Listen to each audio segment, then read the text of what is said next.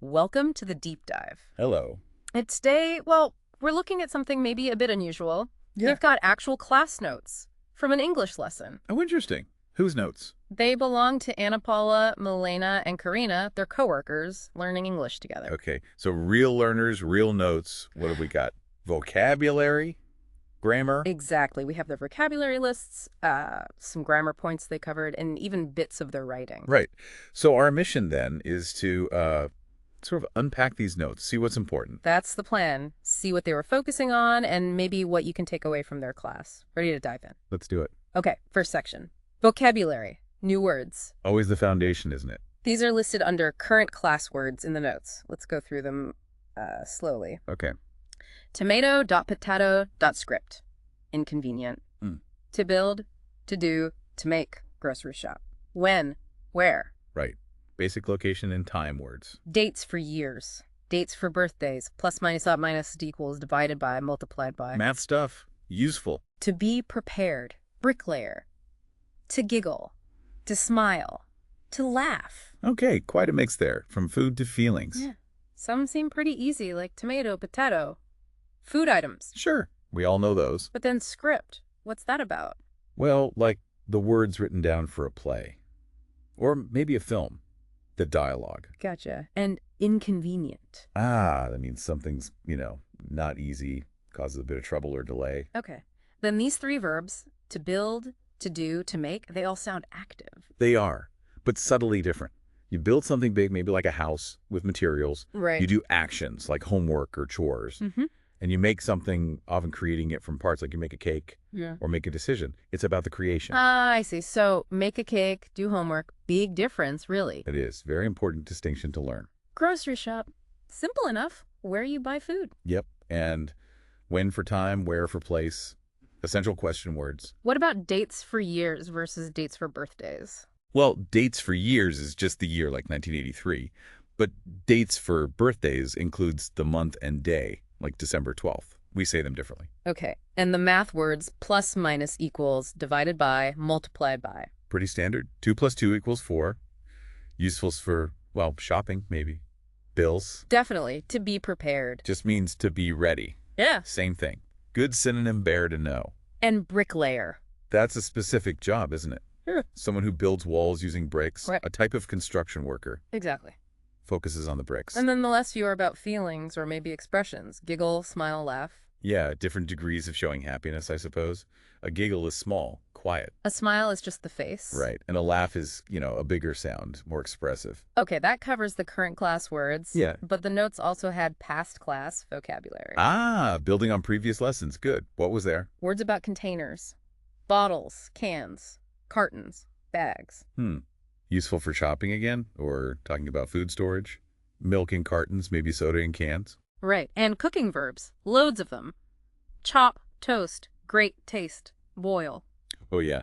Kitchen actions like, please chop the onion. Or can you toast the bread?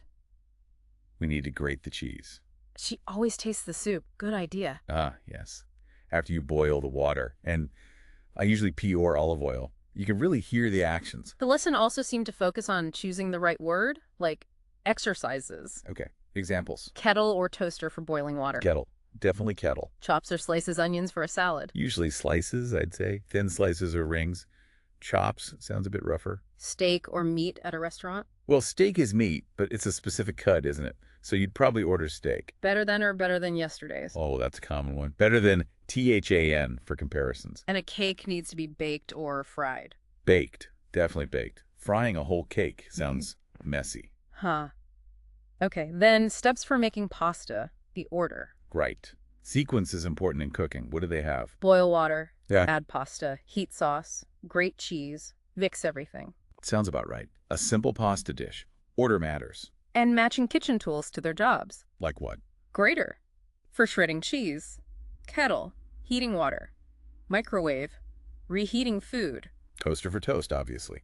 Blender for smoothies, maybe. Yep. Blender for blending ingredients. And dishwasher for cleaning dishes. Good practical vocabulary. Tools and their functions. More verb choices practice too. Boil the pasta. Chop the onions. Wash the vegetables. Stir the soup. Grate the cheese. All essential cooking verbs. And sentence completion, like better frying. Better than frying. THAN again. It prepared. It was prepared. Past tense. You needed onions. Slicey onions, or maybe chopped, depending. Slice feels more common for just onions. She prefers the onion, maybe for baking. The oven. Yes. You can it. Pour. Yeah, you can pour it. Makes sense for liquids. There are even more pairs. Put salt into soup. Put spoon on table. Prepositions with verbs. Into versus on. Important. Mix flour. Stir sauce. Slightly different actions. Mm-hmm. Mix is more combining things thoroughly. Stir is moving a spoon around. Baked, then decorated. Tastier than last one. Sequence and comparison again. The meal needs to be prepared. She knows how to prepare. Passive versus active infinitive. Good grammar point hidden there. Boil on the stove. Bake in the oven. Where the actions happen, stove top versus inside the oven. And a few tricky word pairs from past classes too. Bowl versus ball. Different shapes. Bowl holds soup. Ball you play with. Cake versus talk. Different sounds, different actions. T-A-K-E versus T-A-L-K. Course versus curse. Oh, very different meanings. A course of study versus the bad word or spell. C-O-U-R-S-E versus C-U-R-S-E. And the word private, meaning not public. Right. So lots of vocabulary building focusing on practical use and common confusions. Seems like it. One last vocabulary bit. Yep. Accents. Current class accent words. Oh, comparing accents. Yeah, British versus American pronunciation for a few words. Like potato. British. Potato. Okay. American. Potato. Subtle difference in the last vowel. Tomato, British. 2-MH-toe. American. Tomato. Again, vowel sounds mainly. And Saturday, British. Essay today. American. Essay today. With more of an R sound. Interesting to highlight those differences. It is. Helps learners be aware of variations. And there were some phrases too. Yes. Phrases like, Anna is a teenager. I am not certain, meaning I am not sure. Good clarification. Certain equals sure. Questions like, how many boyfriends have you had? Was Hugo's dad your first boyfriend? Well, Bob was not my first boyfriend. Are you sure? Sounds like a specific dialogue practice, maybe. Personal questions. Could be. Also, how much is? What was her answer? Her first answer was... Asking for prices and information. Practical stuff. And words about time sequence, Oh. before, Standard. and prior, meaning before, later, meaning after. More formal alternatives, perhaps. Prior and later. And finally, most of them, none of them. Quantifiers. Talking about groups. So, yeah, a real mix of single words, phrases, pronunciation points. Seems very thorough for vocabulary. Okay, moving on from words. What about grammar? The rules. Yes, grammar was next. Big focus on prepositions of time, specifically. En, R-N-A-T. The classic trio. Always tricky for learners. How do they break it down? They seem to take it step by step, thinking about when to use each one. Good approach. So, IN. En is used for longer periods, years, in 1983, in 2025. Right. Years. Months.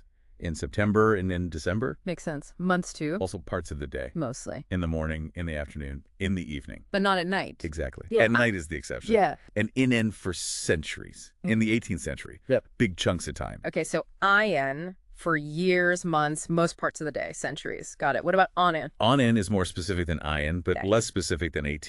It's for dates. On December 12th, on May 15th. The dates, okay? And days of the week. On Monday, on Friday. Days and dates. You can even combine it on Tuesday night. See? Still the day.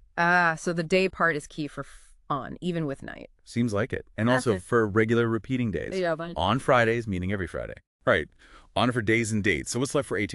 AT is for the most specific times, clock times. At 3 o'clock, AT 8.45. Precise moments. Yes. Also specific points in the day or week like. At the weekend, Uh-huh. AT sunrise, AT sunset, AT noon, AT midnight. Very specific points. Okay, so AT for exact times and specific moments like midnight or the weekend. That seems to be the pattern. They also noted a comparison on time versus in the end. Oh, yeah? How so? On time means punctual, not late, like the train arrived on time. Right. But in the end means finally or eventually. The opposite of at the beginning, like in the end, we decided to stay home. So on time is about punctuality. In the end is about conclusion. Different meanings entirely, even though they use time words. Exactly. Shows prepositions can be tricky. Definitely. What else on grammar? Ordinal numbers. First, second, third. Yeah. That kind of thing. First, second, third are unique. Then after that, you usually just add eat, fourth, fifth, sixth. Exactly. 11th, 12th, 13th. Then 20th, 30th, 40th, 100th, 1000th. stays pretty consistent with the T. But there are some spelling quirks, aren't there? There are. They highlighted them. 8 becomes 8th, you drop the T. Right. E-I-G-H-T-H. 9 becomes 9th, you drop the E. N-I-N-T-H. Okay. 12 becomes 12. The V changes to F. T-W-E-L-F-T-H. That's a tricky one. And the 10s, like 20, 30, they change the Y to I before adding the 20th. T-W-E-N-T-I-E-T-H. Good to point those out. Spelling matters. They also showed how to say dates using those ordinal numbers.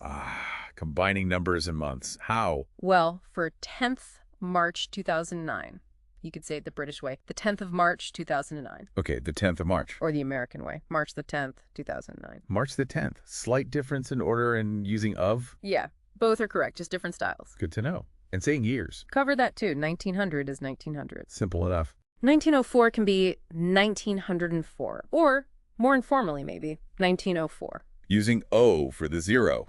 Common. 1999 is 1999. Just say the two pairs of numbers. Right. That's the usual way for the later 20th century. And years after 2000, like 2005, are usually 2005. Okay. Clear rules for years. What else? Fractions. Just a quick mention, like a quarter is 1/4 or sometimes 1/4. Quarter is common. Yeah. And or is 2/3. Adding the or did sound again. Talking about parts of a whole. Useful. Then they moved into verb tenses, starting with the simple past of to be.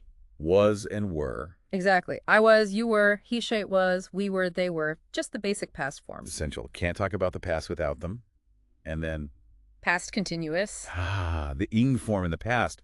What did they say about it? Described it as an action happening over a period of time in the past. The structure, subject plus was or were, plus the main verb with ing. Okay. Subject plus was where plus verbing. Simple formula. Examples. Sure. I was studying when the phone rang.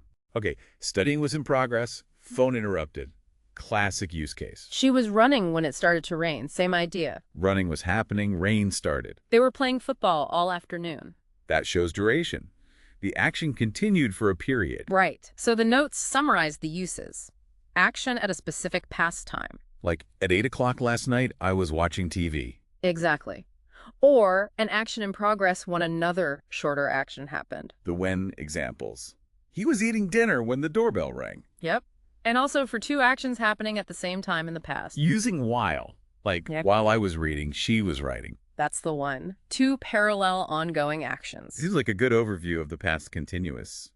Do they have more examples from the students, maybe? They did, linked to names. Anna Paula was skating when it started to snow. Okay. We were doing exercises when the coach arrived. He was improving his skills all day long. Duration again. Nguyen wrote, I was swimming when I noticed the fish. Interruption. They were organizing a volleyball game when the rain started. She was playing football during the break. All good examples. You see the was where and the verbing clearly. Reinforces the pattern. Yeah, seemed like a solid grammar session covering time prepositions, numbers, and those two past tenses. Okay, so vocabulary and grammar covered. What about the writing part? Right. There were two writing activities mentioned in the notes. What were they asked to do? The first one was titled, Who Are You When No One's Watching? Ooh, interesting prompt. Yeah. Kind of personal. Yeah. The idea was to describe your personality, your habits, likes, dislikes, you know, the little things that make you you, especially when you're alone or relaxed. That's quite revealing. What did the notes say about the students' work? Well, it mentions Nguyen, Anna Paula, Karina, and Elena all submitted first drafts. Okay. But we don't actually see what they wrote. Then it says they got teacher corrections and there were second drafts. Also not included. Nope. And then space for final versions. The teacher apparently gave something called enhancement insights. Enhancement insights. Sounds a bit formal. But we don't know what those insights were either. No idea. So we have the task, but not the actual writing or feedback. Well, we can imagine what they might have written based on the prompt. True. Like for Anna Paula, maybe she admitted she, I don't know, practices dance moves in front of the mirror when alone. Could be. Or maybe she hates really loud restaurants. Oh, sure. Prefers quiet evenings. Or always reads a few pages of a book before sleeping, no matter how tired she is. Little habits like that. Right. For Milena. Yeah. Maybe she collects something unexpected, like vintage postcards. Or perhaps she finds real joy in cooking complicated meals just for herself sometimes. Yeah. Or she might dislike being rushed. Always likes to arrive 10 minutes early for everything. Her own little rules. And Karina, what could her secret self be? Maybe she talks to her houseplants. Gives them names. Huh, possibly. Or really enjoys walking super early in the morning before the city wakes up. Or maybe she secretly dislikes big parties, even if she seems outgoing. Just speculating, of course. Of course, but it's a task designed to get them using descriptive language about themselves. Definitely. What was the second writing task? That one was, what were you doing during the pandemic? Ah, a very relevant topic for recent times. A short essay. Yes, about daily life during that period, any new things they started doing, time with family or friends or lack thereof, and maybe what they learned or how it changed them. Another personal reflection piece. And again, just drafts mentioned. Just Nguyen and Ana Paula listed for this one. First drafts, then space for final versions after feedback. No actual text shown. Okay. So again, we can only guess. What might Ana Paula have written about?